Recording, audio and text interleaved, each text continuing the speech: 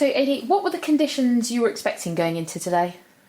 Well, we had them 5 down for 80, and we were kind of hoping to get sort of about parity with our score. But I must say they got a very good partnership going, and hats off to Simpson and Hudson Prentice. They put on 180, I think, and really batted very well. And they've got themselves into a really good position. And we've come out here again and got ourselves in trouble quite early on, and lost 6 wickets in the session, which has really hurt us. So we're behind in the match, that's for sure. Yeah, absolutely. I mean, this morning the conditions seemed to be quite slow. Did you find that, or was it just a case that they were batting really well? A bit of both. The pitch calmed down, and they put a heavy roll on, and they got going, and I think they batted really well, and they were very circumspect to start and got themselves in, and then played quite fluently. And I didn't think we bowled particularly badly. We gave them some easy runs, but on the whole we bowled quite well. And they, apart from that partnership, I've just looked at the scorecard.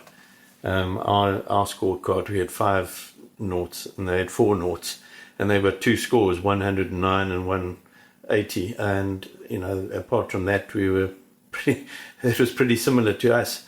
I think it's quite a difficult pitch to start on. We've seen quite a lot of low scores, but once you're in, I think you can score off it, and the ball is slow, so the ball does sit up. It is turning. Dawson got it to turn quite a lot, and finally got some wickets at the back end, fortunately.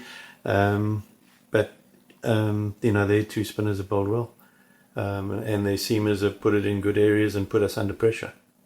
Yeah, speaking about when you're bowling well at the end, I mean, 4 wickets falling for 1 run, that must have felt great. Was it a case of it just keep chipping away, or was there a tactic change?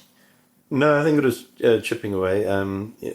James Fuller came and bowled a really good spell there, and then Liam, got the last 2. So, as I say, it's hard to start, and but there was a very good partnership there that sort of got them way ahead in this match. We're still breathing. We're 29 runs behind on a worn pitch that will not get better. And Dawson's still there, and he's got a lot of fight in him. We've still got Fuller and Abbott to come. Wheel can hang around, and he's quite stubborn with the bat. So there's still a glimmer of hope for us. Even though we are behind, but chasing runs, getting a total in the 4th innings will be difficult, but we've just got ourselves so far behind in this match. But we're still hoping to get 70, 80, 100 ahead, and then who knows, on a worn pitch anything can happen. But we haven't batted well in this game, nor against Notts. I think we did well in the last game. It's been a bit of a roller coaster in the last few weeks. And you said about trying to get 70, 80, 100. Realistically, what score are you kind of aiming at going into tomorrow? Is it just as high as you can get, or is there a number in mind? I'd love 200. It's a long way.